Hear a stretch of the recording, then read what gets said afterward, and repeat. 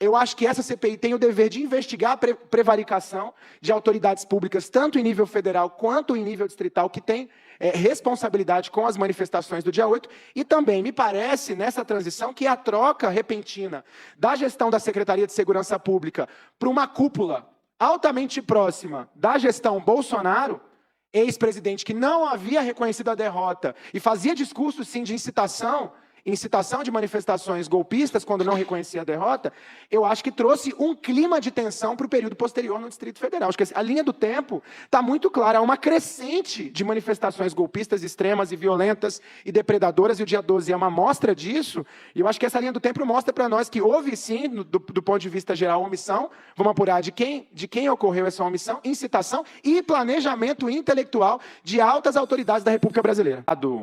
Já por Vossa Excelência, uma matéria que saiu na coluna Na Mira, da Mirelle Pinheiro e Carlos Carone, do Portal Metrópolis, que fala da prisão do major da Polícia Militar do Distrito Federal, que liderou o acampamento no QG. É preso pela Polícia Federal, o nome do major é Cláudio Menezes dos Santos, e esteve por mais de 60 dias no acampamento e é suspeito de treinamento das pessoas, inclusive para atividade criminosa. Os fatos investigados constituem a tese em que os crimes de abolição violenta do Estado Democrático de Direito, golpe de Estado, dano qualificado, associação criminosa, incitação ao crime, destruição e deterioração ou inutilização do bem especialmente protegido.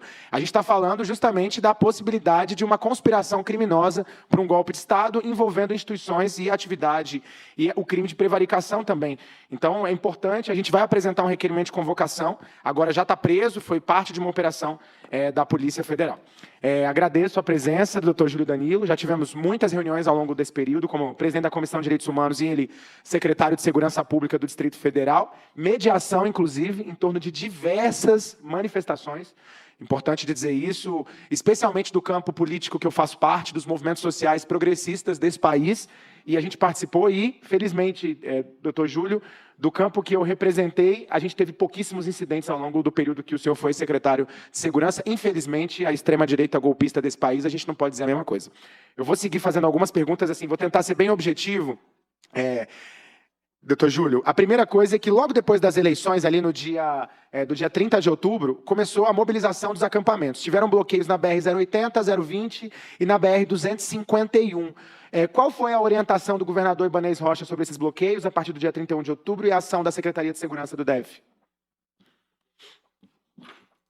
Do outro lado. É do outro lado. Isso, aí. Acho que foi. Até me antecipei a essa resposta, eu tinha até dito isso. Realmente, ocorreram esses bloqueios logo após a eleição e a questão do acampamento. A determinação era do desbloqueio imediato. Essa foi a orientação dada pelo governador e também dada por mim, e assim foi feito. Tanto que, se eu não me engano, acho que isso foi numa terça-feira, já na madrugada, acho que de terça para quarta ou de segunda para terça, poucas horas depois a gente já tinha, assim, aí, já liberado as rodovias. Acho que a última a ser liberada foi a 080, porque havia sido colocado terra, se eu não me engano, na rodovia, e aí o nosso administrador de Braslândia rapidamente também mobilizou um trator e com a Polícia Militar a gente conseguiu desobstruir a via. A última a ser desobstruída, se eu não me engano, foi lá e no Café Sem Troco, que na verdade não houve o bloqueio, o pessoal estava fazendo manifestação e a gente ali foi dissipando a manifestação e eu acho que menos de 24 horas já não tinha mais bloqueio aqui nas rodovias que dão acesso ao DF. Nesses bloqueios, teve alguma orientação do Ministério da Justiça, naquele momento comandado pelo ex-ministro Anderson Torres? Não, não me recordo. E nem diálogo com a Secretaria de Segurança Pública com o ex-ministro? Não me recordo. Para essa questão dos bloqueios, não, que era algo no âmbito aqui do próprio Distrito Federal, nós atuamos, até mesmo, como eu disse, nós nos antecipamos e logo, em menos de 24 horas ali foi desbloqueado, ou seja, os bloqueios aqui não permaneciam, e depois a gente não teve mais bloqueio. Tá? Teve identificação de responsáveis por esses bloqueios do distrito, por parte da Secretaria de Segurança Pública do DF? Não, porque rapidamente o desbloqueio das rodovias foram feitas, então não teve nenhum tipo de resistência para o desbloqueio das rodovias. Aquelas então pessoas não houve se manifestando. Ninguém preso pelos bloqueios de rodovias? Não houve ninguém preso. Não houve ninguém preso, como eu disse, porque assim que as manifestações estavam ali, rapidamente a gente atuou, não houve resistência a esse desbloqueio, não houve necessidade da realização de prisões. Logo em seguida, começou um novo movimento, uma nova orientação nos grupos golpistas brasileiros de acampamentos nas regiões militares das cidades. Qual foi a primeira orientação do governador Ibanez Rocha e da Secretaria de Segurança Pública em relação a como proceder com esses acampamentos? Deputado, assim que os acampamentos iniciaram, nós imaginávamos que seria uma manifestação como as outras, que teriam início, desenvolvimento da manifestação e logo dali a sua dissolução, né, que se terminaria. Então, quando começou, a primeira coisa que nós fizemos foi tentar identificar quem estava lá, até para que a gente pudesse ali identificar alguma liderança do que fosse, e saber como iriam se comportar. Foi feito acompanhamento logo em seguida, ali na semana que eles se reuniram. Eu me recordo que no dia 2 de novembro, que era feriado, né, dia de finados, houve uma grande concentração de pessoas e tudo isso, e a gente tinha ali a crença de que aquilo ali iria se dissipar, como eu disse. Não foi feito, aquilo foi se perpetuando. Aí já foi iniciado o diálogo justamente com a área militar, no sentido de que essas pessoas estão aí acampadas, a gente precisa atuar para que seja feita a desmobilização. Tá? E já se iniciou o diálogo com o Comando Militar do Planalto, com a preocupação da permanência do acampamento ali. E foi toda aquela questão que se desenrolou durante todos os dias, né? A área militar, o diálogo com os militares, a possibilidade de atuação ou não, a ocupação daquela região que não era uma região... Pois é, essa é uma pergunta, uma dúvida, porque eu já participei de negociações, inclusive, de diversos acampamentos com o senhor, especialmente acampamento indígena. A gente tem todo um regramento para acampamento na cidade, na área tombada, na área central de Brasília, inclusive que ele não é permitido, ou ele é permitido e autorizado por tempo determinado, com uma retirada em seguida imediata. Sim. Então, assim, me gerou uma certa estranheza a leniência com que esse acampamento foi tratado, né, por tanto tempo. Teve algum documento do Exército em relação, logo em seguida, na primeira semana desse acampamento, que chegou ao conhecimento do senhor? Eu não me recordo se foi logo na primeira semana, mas houve sim.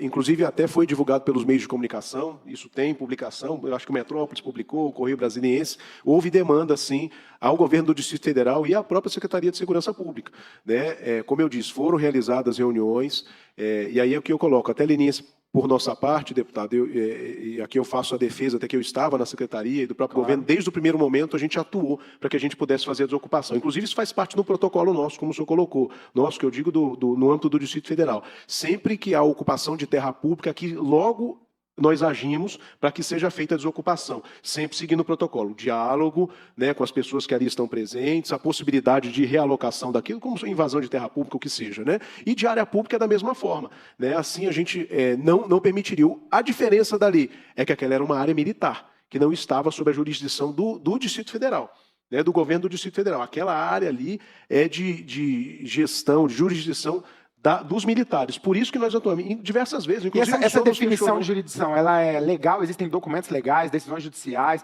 Qual é a norma que orienta o senhor nessa deliberação, Aquela é a área de atuação, mesmo que você vê que o Exército está de forma ostensiva ali, portando, inclusive, armamento, né, fazendo o controle, inclusive, dali do próprio trânsito local, né, da segurança daquela área. Ou seja, é uma área militar, de acesso militar. A gente, inclusive, está com um documento aqui, doutor Júlio, que é direcionado ao senhor, que ele é assinado pelo coronel Fabiano Augusto Cunha da Silva, chefe do Estado-Maior do Comando Militar do Planalto. Esse documento está nos documentos oficiais da Comissão Parlamentar de Inquérito. Ele foi assinado no dia 4 de novembro de 2022. E aí, o chefe desse Estado-Maior do Comando do Planalto, ele dá algumas orientações à Secretaria de Segurança Pública. Ele fala, primeiramente, da ocupação e da organização da ocupação. Eles falam que eles já autorizaram carro de som e que a Secretaria, portanto, não precisaria autorizar carro de som. O senhor tem conhecimento de, em outro momento da história, o Exército autorizar carro de som em manifestação? No período que o senhor era secretário? Não tinha ocorrido antes. Tá. Mas eu só ver que, como esse início, nós tratávamos isso como um evento de manifestação, como a gente ocorre, né? Mas como estava dentro da área militar, por exemplo, nós não poderíamos autorizar e até autorizar a realização de um evento público dentro de uma área militar. Se viesse qualquer tipo de questionamento, eu posso realizar uma manifestação, poder colocar ali um carro de som, ou a montagem do barraco, é área militar. Isso tem que ser com os militares, né? E aqui, em seguida, ele pede ao DF Legal, que atue para retirar os ambulantes. Ele pede o Serviço de Limpeza Urbana do Distrito Federal para manutenção da limpeza e recolhimento do lixo. Ele pede o DETRAN e o BPTRAN que atuem. Ele pede o policiamento ostensivo das viaturas na região. Ele pede uma ambulância do Corpo de Bombeiros e do SAMU para atendimento aos manifestantes, se necessário. Então, de prontidão, uma ambulância naquele território. E deixa um outro ponto focal, um contato que seria o contato fixo, né, Coronel Boeri, que é o chefe do Centro de Operações do Comando Militar, como contato. Vocês tiveram reunião com esse coronel? Vocês tinham uma relação direta, reuniões nesse período de formação do acampamento? Havia reunião, porque foi demandado. Você vê. Inclusive, eu me referi na minha fala anterior sobre essa questão, né? Sobre, inclusive, esse documento que chegou. Você vê que chega a demanda. Nós tratávamos aquilo no início como uma manifestação, como ocorria aqui, e até a própria orientação do governo do Distrito Federal, do próprio governador, é o quê? As manifestações podem ocorrer desde que sejam comunicadas. Mas acampamentos são diferentes. Não, acampamentos não, justamente, o senhor tem razão. Mas aí não fala em acampamento, fala inclusive em manifestação, e o que ele pede? Ele tinha autorizado a questão Mas já estava do carro qualificado de som. o acampamento ali. Não sei se no dia 4 estava 4, qualificado. porque começou dia 31, já era dia 4. Começou ali, acho que foi dia 1º, dia 2. A gente não tinha cenário, né? esse cenário de acampamento, nem de duração. Tanto que nós nos reunimos com eles. E após esse documento também, eu disse aqui, por diversas a gente orientou, nós precisamos começar a verificar essa questão da desmobilização. Essas pessoas não podem permanecer. Eles falaram, aqui é área militar. Então eles estavam na área militar. E aí você vê que eles pedem o apoio, já tinha dito isso, a questão do DF legal, para que houvesse ali a atuação com relação aos ambulantes. Pedem a questão do SLU, sim, por causa da questão do acúmulo de lixo. Porque dia 2 tinha tido, como eu disse, acho que teve uma concentração grande porque era dia de finados. Né? E aí eles pedem o apoio da Polícia Militar, do DETRAN e do Corpo de Bombeiros. Do DF Legal. Do DF Legal teve lá atrás, que eu falei, dos ambulantes. Né? Para que houvesse organização da área. E era a missão do GDF realmente atuar. Como eu até tinha dito para o deputado Chico, a preocupação que a gente teve, no dia 2, o eixo monumental ficou intransitável, ele parou. Né? Daqui a pouco a gente tinha pessoas atravessando aquela rodovia, depois que o trânsito foi liberado, e com risco até de que alguma pessoa pudesse ser atropelada. E quando a gente tem uma grande concentração de pessoas, nós temos que atuar para garantir a segurança da pessoa que está lá. Por isso que a gente coloca bombeiro, coloca polícia militar. Doutor Júlio, justamente sobre isso, sobre garantia da segurança, no dia 12/11, o DF Legal fez uma operação com ambulantes, para retirar os ambulantes do acampamento. A operação foi interrompida por hostilidades dos manifestantes contra os funcionários. Estou com um documento aqui, assinado pelo secretário executivo do DF Legal, José Ayrton Lira, em que ele fala justamente que não teve o apoio da Polícia do Exército e eles tiveram que se retirar de lá por hostilidades. A Secretaria de Segurança tomou alguma providência em relação a isso? Foi comunicado, isso aí a gente acompanhou, a gente acompanhava, né? Mesmo porque os servidores do GDF, a gente tinha todo esse cuidado. Foi feito. E por que não foi colocada a Polícia Militar para poder acompanhar? Isso era dentro da área militar, dentro do acampamento, foi colocado à disposição e o Exército disse que não havia necessidade, porque lá dentro atuava a Polícia do Exército. Ele relata aí, não é? Que estavam acompanhados da Polícia do Exército. Tem registro disso também na imprensa, que nós acompanhávamos lá, e realmente os servidores foram hostilizados. E por questão de segurança foram retirados. Secretário, existe uma entrevista de um contato da Polícia Federal, que deu uma entrevista para alguns jornais, entre eles a revista Fórum, mas também deu entrevista para o Jornal Globo, falando que haveriam algumas pessoas do GSI, do Gabinete de Segurança Institucional, infiltradas, participando do acampamento no QG do Exército, incitando os manifestantes a cometerem crimes ou contra a ordem democrática, incitando o acampamento. A Polícia Federal, inclusive, depois fez uma entrada no acampamento, foi expulsa do acampamento. Você teve notícia, teve troca de informações entre as agências que fazem esse monitoramento, a Polícia Federal chegou a essas informações de que teriam funcionários do Gabinete de Segurança Institucional, liderado pelo general Heleno e pelo presidente Bolsonaro, no acampamento incitando a manifestação? Deputado, isso aí eu acredito, eu vou dizer, eu não tive acesso a esse documento, né, a não ser aquele que foi publicado pela mídia, né, e eu acredito que tenha sido no âmbito de investigação que deveria estar sendo desenvolvida pela Polícia Federal, mesmo porque era atribuição da Polícia Federal, né, a apuração desses delitos que o senhor relatou aí. E o senhor tomou conhecimento, né, de que tinham servidores do GSI no à época, nós não tomamos conhecimento, mesmo porque nós não fazíamos atuação, não fazíamos atuação dentro do acampamento. Nem a inteligência teve a informação, a inteligência não, a inteligência nossa, a gente fazia uma inteligência estratégica, né, de verificar como é que estava a questão da ocupação, de quantas pessoas, de veículos que entravam. Nós fazíamos o registro desses veículos, né, tanto que essa relação de registros, ela foi fornecida à Polícia Civil, foi fornecida à Polícia Federal, né, também foi, quando foi demandado pela Justiça, todas essas informações que estavam disponíveis foram fornecidas, tá? Mas não chegou oficialmente nada para nós com relação à atuação. E o senhor não teve conhecimento de atuação de agentes do GSI? Não chegou para nós, enquanto eu estava como secretário de Segurança Pública aqui do DF, essa informação para que pudesse ser apurado, mesmo porque não era atribuição nossa, deputado. Tá. Deixa eu te perguntar uma coisa, doutor Júlio. O senhor teve alguma mobilização da Secretaria de Segurança Pública entre o dia 31 de outubro e o dia 11 de dezembro de 2022, 11 de dezembro, na véspera dos atos do dia 12, teve alguma ação, alguma tentativa da Secretaria de desmobilizar os acampamentos? No dia 11? Entre o dia 31 de outubro e o dia 11 de dezembro de 2022, houve alguma tentativa da Secretaria de desmobilizar? Sim, houve negociações, conversas para que a gente desmobilizasse. Eu não vou saber precisar o dia para o senhor, mas houve no O momento, principal sim. óbice para essa desmobilização era quem? Era o próprio Comando Militar do Planalto. Quando a negociação toda se dava com o comandante militar E do quem é? Planalto. Vocês negociavam direto com o general Dutra? Quando ia negociar, negociava com o general, né? O comandante com o secretário, eu me reunia com ele, mas a parte operacional da secretaria se reunia com a parte operacional Então de a lá. negativa de que não poderia haver operação era do Comando Militar do Planalto Vinha da através parte do Exército, general. que é o responsável. O Comando Tá. Militar do Planalto é responsável pela segurança daquela área. Então, por vezes, inclusive nós diversas vezes conversamos, é o momento, nós precisamos desmobilizar, né? Mas não podíamos atuar se não fosse ali em conjunto, né? E com a anuência deles. Não tinha como, ali era a área militar. Tá. E depois do aí dia 12? Depois do dia 12, qual foi a orientação do governador Ibanez Rocha?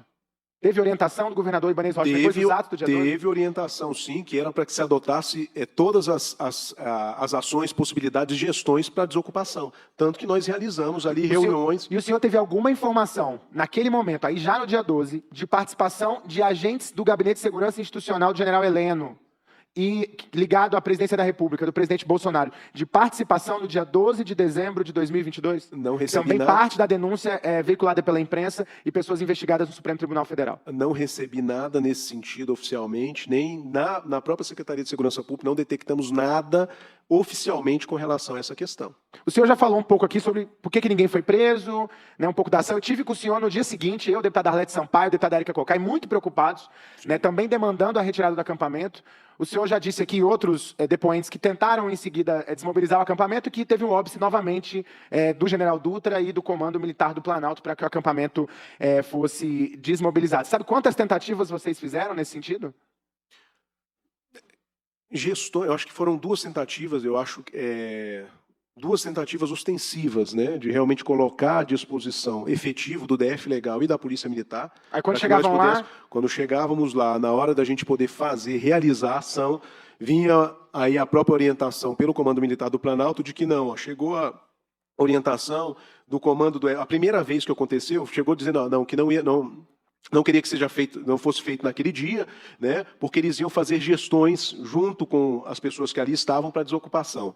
E depois, no dia 29, que daí já era a semana que a gente estava buscando, realmente, nós tínhamos ali a posse no domingo, se eu não me engano, isso foi numa quinta-feira, dia 29, onde realmente a gente colocou, porque havíamos ajustado de que teríamos que desmobilizar de toda forma a questão do acampamento, e quando da atuação do DF Legal e da Polícia Militar em apoio ao Exército, veio a orientação do Comando Militar do Planalto, eu acredito também que por própria orientação de cima, não sei ou não, né, de que não pudesse ser realizada a ação naquele dia daquela forma. No dia 29 de dezembro? Dia 29, de que eles se encarregariam ali da desmobilização do próprio acampamento. Eu me lembro que nesse dia eu tinha feito uma reunião com o governador Ibanez no dia anterior, e ele já tinha dado orientação, a determinação de que era para se adotar todas as medidas para desmobilizar, e assim que a gente recebeu, eu retornei mais uma vez a ele também, dizendo da impossibilidade em razão disso. Teve alguma ação do Ministério da Justiça em apoio ao Distrito Federal? O Ministério da Justiça, gerido até então pelo ministro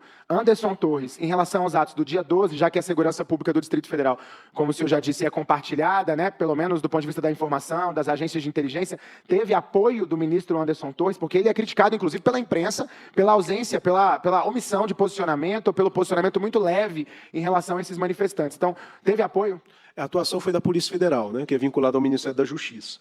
Né, então, o relacionamento se deu diretamente com a Polícia. O ministro Anderson Torres te ligou? Me ligou. No dia 12?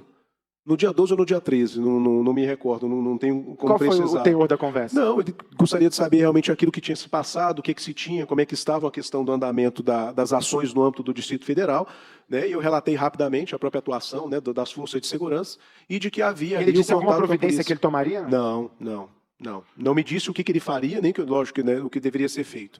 Os manifestantes do dia 12, depois das manifestações, eu vi várias imagens, eu não trouxe elas aqui hoje, mas tem várias imagens, eles voltam para o acampamento e vão para a rede hoteleira do DF, é isso? Os dois polos, depois do dia 12, da depredação massiva que eles fizeram?